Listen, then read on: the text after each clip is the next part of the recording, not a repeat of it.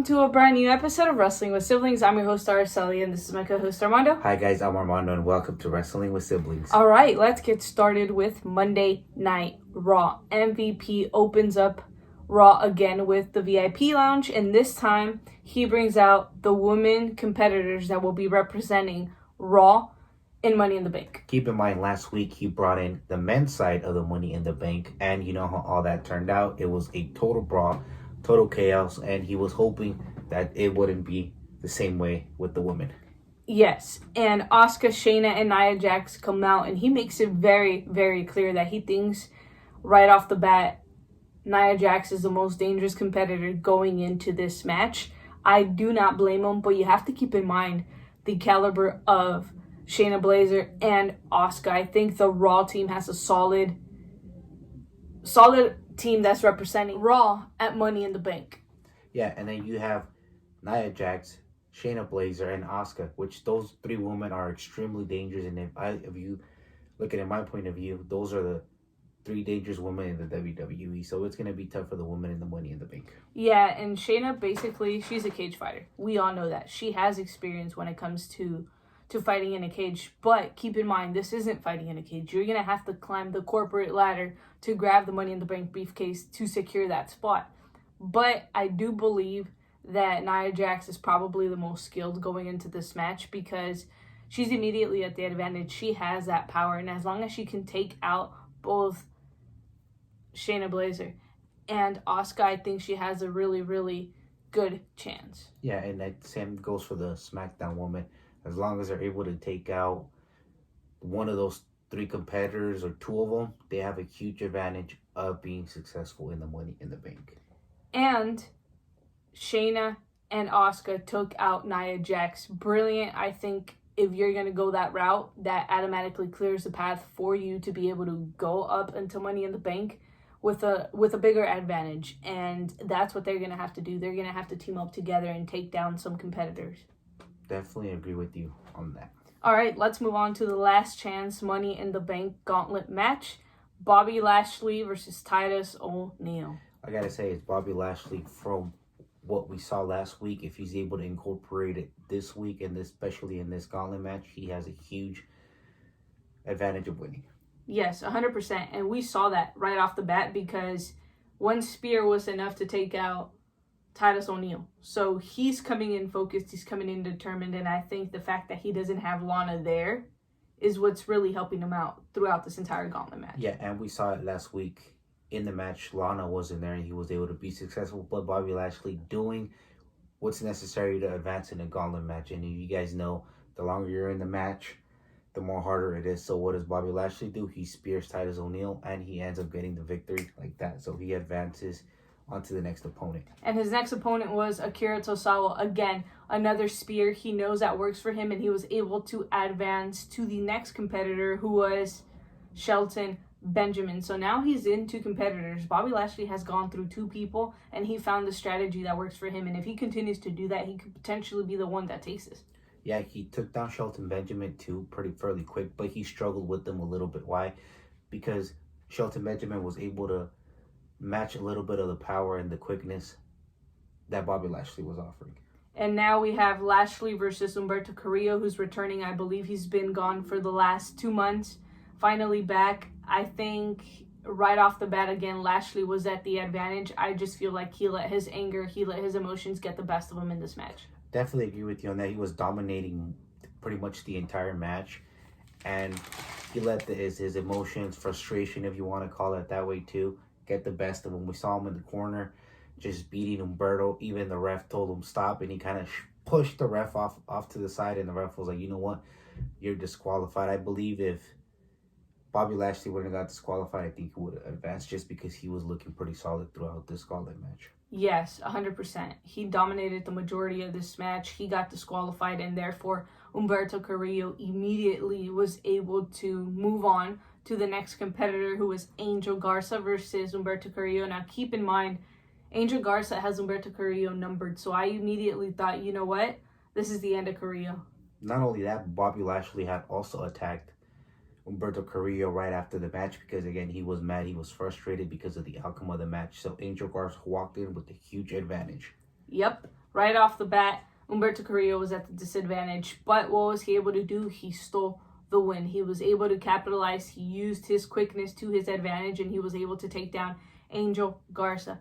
But he wasn't done there. He moved on to his next competitor, which was another one of Selena Vega's associates, Austin Theory. Yeah, and again, the longer the matches go, the less of a chance you have of winning. And what does Carrillo do? He learns how to survive. He learned how to survive against Garza. He learned how to survive against Austin Theory. 100%. And what does he do? Again, with those roll-ups, those were working for him. He wasn't really at an advantage. Why? He had already taken a beating from Lashley. He had taken a beating from somebody like Angel Garza. And now he was in the ring with Austin Theory. Again, he dominated the majority of this match. Their biggest advantage is that they went in fresh. They had already had somebody take down Carrillo. But Carrillo using that skill set to his advantage and able to again advance. Skill set and somehow outsmarting your opponent, waiting for them to make a mistake in Humberto. You got to give him credit. He capitalized and he was able to get those huge wins. Yes. And what we weren't counting on was AJ Styles making his return back since WrestleMania, going up against Humberto Carrillo for basically this is the last match. So whoever won this was going to qualify for Money in the Bank. And keep in mind, Carrillo had already gone through opponents, but even then he was still motivated. Why? Because he was facing AJ Styles and he wanted to prove himself even more. But AJ Styles, with all that experience and being the last one in the gauntlet match, he ends up being victorious and taking the fight to Humberto Carrillo. Yeah, and you got to give credit to Carrillo though, because he did find his spots. He took advantage of a little bit of those opportunities that he was able to get, but because of the experience of AJ Styles, he unfortunately didn't come out victorious, and he's not going to be representing Raw at Money in the Bank, but AJ Styles is. Now, if you look at the team that will be representing Raw, you have Aleister Black, you have Rey Mysterio, now you have AJ Styles. I would be very, very concerned if I was the SmackDown team. Again, that Raw team is looking pretty solid, both men and women's side. Any of those three Raw competitors that are in the match for the man could potentially be the winners. 100% agree with you on that one. All right, let's get into Seth Rollins' interview very, very quickly. To narrow it down, he basically says that he doesn't feel like Drew McIntyre is a leader, that it takes a lot more to be WWE champion than just to hold the championship itself. He wants somebody that's going to be a leader, and he doesn't believe that Drew McIntyre is that. I believe that McIntyre is the leader. Why? Because he's the champion and he's taking on the role of like, you know what, I'm the champ. I got what it takes. But again, we'll see how it all plays out. Yeah, and Seth Rollins thinks it's his destiny to become WWE champion, and he says when you hold the WWE championship, you represent an entire industry, you represent an entire generation, and he doesn't believe Drew McIntyre does that. I firmly believe he does. I think he has what it takes to be WWE champion, and I think so far he's done a great job. But also keep in mind, Seth Rollins is doing what he does best and what he's known for. And what is that? Playing those mind games. And you know, all this is part of his strategy to put some doubt into McIntyre. 100%. Okay, let's move on to Shane Thorne and Vink versus Ricochet and Cedric Alexander. Two of the fastest rising tag teams in the Raw division right now. And I gotta give it up to Shane Thorne and Vink. Why? Because they came in with a strategy. And what was their strategy? Was to cut the ring in half, and that's what they did. They cut down Cedric Alexander and Ricochet and not letting them do those constant tags. Well, yeah, because they knew they're both have about the same style, and they were like, well, you know what? They have a similar style, and if we can take down one, we have a better opportunity at potentially beating them. And if they beat them, that immediately puts them one step ahead in the line, and that's exactly what you want to do. And I'm also very impressed by Thorne and Vink, because I've been kind of seeing them over the last couple of weeks, and I've been paying attention to what they're doing. They know what Cedric Alexander and Ricochet are capable of, and just like Armando said, they focused on isolating one competitor, and at first it was isolating Cedric Alexander, and they were like, you know what, if we can keep Ricochet, who is the fresh one, as far away, we could potentially get a win here. Not only that, but they knew that as soon as Cedric Alexander and Ricochet built momentum, it was pretty much going to be over from there. So they did a pretty good job on isolating them. And surprisingly, they ended up getting the win. Yep, they ended up getting the win. I was surprised by it, but I think it's very beneficial. I think if you want to build a team, this is exactly how you do it. And Ricochet and Cedric Alexander were pretty much on a winning streak over the last couple of weeks, and I think this is how you put somebody over. This is the exact same way of how you do it. Why? Because Ricochet and Alexander don't need this win. Now, Bink and Thorne can start solidifying who they are in the tag team division. Yeah, definitely agree with you on that one. And then Cedric Alexander, and Ricochet, like you had said, they've been on a winning streak for these past couple of weeks, and that's why I was kind of surprised with Vic and Shane Thorne, because I was like, oh wow, they actually won. But that's a tag team that you had to keep an eye out and do not underestimate. Yes, but also do not underestimate Ricochet and Cedric Alexander. We know what they're capable of, and we know where they have their eyes set. Obviously, the tag team titles for the Raw division. I like how the Raw tag team division is starting to build up. At first, it was kind of iffy, but now it's starting to shape up to be one of the strongest points that Raw's going to have. Yes, speaking of the tag team division, the Street Profits versus the Viking Raiders. We know this match is happening because the Viking Raiders called out the Street Profits and they wanted a match against them. Now, this is a very high-stake match for the Viking Raiders right off the bat, because if they could take down the Street Profits, that immediately puts them at the top of the line for a tag team title opportunity. Yeah, and like they've always said, it's always been the Street Profits and it's been the Viking Raiders. So they wanted to prove not only that they are the better tag team. Oh yeah, and I think this entire match was dominated by Eric and Ivar, and I think part of that was because of the experience, and it also was the power. I think that's what played a huge role. And if you notice, throughout this entire match, Eric and Ivar tried to keep Dawkins as far away as they could. Why? Because he's the powerhouse of the Street Profits, and they tried to focus more on Ford than anybody else. Yeah, definitely. The Viking Raiders, in my opinion, are right now the best tag team in the Raw division. I 100% agree with you on that one, but you can never underestimate someone like the Street Profits. They are the tag team champions for a reason, and you can never underestimate them. And I don't know. I don't know who I could potentially see take down the Street Profits right now. I think they're on a roll, and I think with the help of Bianca Belair, they're going to be even more powerful. Not only that, but they're going to take this loss as a lesson, as motivation for the next time they face the Viking Raiders. Who do I see dethroning them? I really don't see anybody right now other than the Viking Raiders.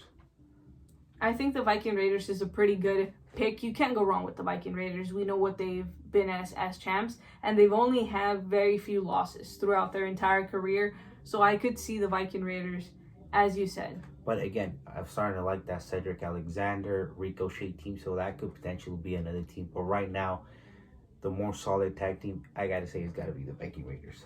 100% agree with you on that one. All right, let's move on to Charlotte Flair, who basically comes out and she's like, I am the hardest working woman in this industry. And the reason why she says that is because she's working Raw and she's working NXT at the exact same time.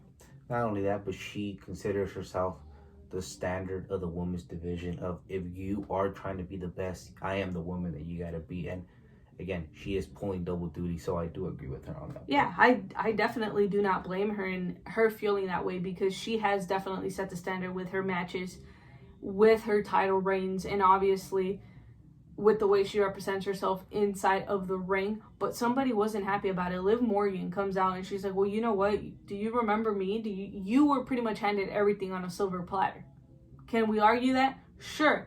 But Liv feels like if anybody deserves an opportunity, is definitely her. Yeah, and as you guys remember, Liv's last match before she went out, she was pretty much running out, was against Charlotte Flair. And what did she say? That when she came back, she was going to be a new reinvent to Liv. And sure enough, that's what we're seeing from Liv from these past couple of months.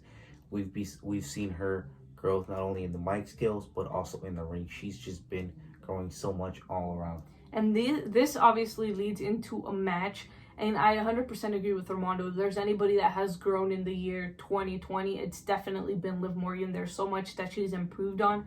And one thing that's very important is it doesn't matter that Liv Morgan lost in this match against Charlotte Flair. But what did she prove? She proved that she can hang with somebody like Charlotte Flair. And that's important. And that's like you said, and that's the important thing. As long as you're able to hang with the top star like Charlotte Flair and impress Charlotte Flair, even Charlotte Flair during the match was like, okay, I see the improvement. I see the motivation there. So you definitely caught Charlotte Flair's eye and our eye too. So she's been improving so much. And Charlotte, she basically is a standard. Her, Sasha Banks, people like Bayley, and obviously Becky Lynch are people who set that standard. And she went out there very, very confident. I think she underestimated Liv Morgan. I think she took Liv Morgan for the old Liv Morgan that we saw in 2019, who, again, she was already impressive then, but she underestimated the new, reinvented Liv Morgan. Yeah, and Charlotte Flair, using all her experience, what does she do? She targets the legs, and what does she do? She ends up doing the figure 8 for the win to defeat Liv Morgan. And as we talked before, we feel like Charlotte's size, she's so tall, she's bigger than a lot of those women. I think that's what plays a huge advantage towards Charlotte as well, because we were able to see when Liv did her finisher, I believe it was the Oblivion, she hardly was able to execute it. Why? Because Charlotte is naturally just bigger than she is. But not only that, and Charlotte Flair, she's great in the ring all around, but Charlotte Flair also does her scouting on her opponents. She is the champion for a reason. Why? Because she also does her scouting to a certain point and knows her opponents very, very well. And one of the credits I have to give Liv Morgan is she almost pinned Charlotte Flair clean. And that is enough to prove that this is the next breakout star. If not, this is the most improved wrestler, and we can call Sonya Deville the breakout star of 2020. All right, let's move on to Drew McIntyre versus Murphy, who comes out with none other than the Monday Night Messiah, Seth Rollins. And again, Seth Rollins playing those mind games with Drew McIntyre. What does he do? He decides to stand in the ramp as the match is going on between Drew McIntyre and Buddy Murphy. Yep, but Drew McIntyre doesn't let himself be distracted by Seth Rollins. He knows Seth Rollins plays mind games. He knows that Seth Rollins can attack at any given time, and I think Drew McIntyre went into this match prepared. Yeah, and not only that, but McIntyre knew that the longer this match went, the more chances of Seth Rollins getting involved, and he was trying to finish it pretty quick.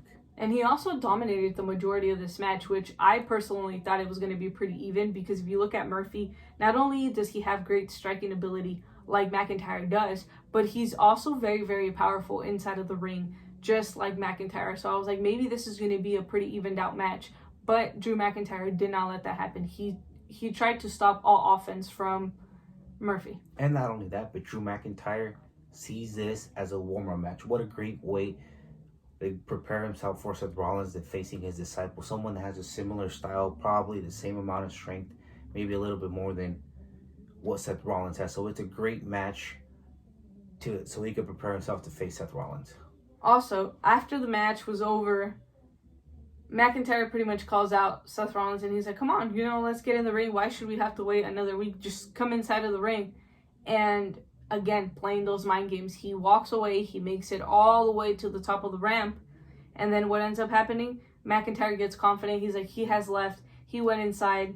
He turns around, and he gets attacked by Seth Rollins. Yep, and that's where the mind games come into play. And we'll see what happens Sunday at Money in the Bank. Yep, we will see what happens Sunday at Money in the Bank. But that's all we have for you guys on this episode of Wrestling with Siblings. Remember, we have a new show out. It's called Break It Down, where we review superstars. This week we did Sonya Deville. Let us know who you'd like to see next in the comments below. And remember to like, comment, share, and subscribe. Become a part of the Siblings today. And if you don't know what WWS stands for, Armando, what does WWS stand for? Wrestling with Siblings. Thank you guys so much, and see you guys next time.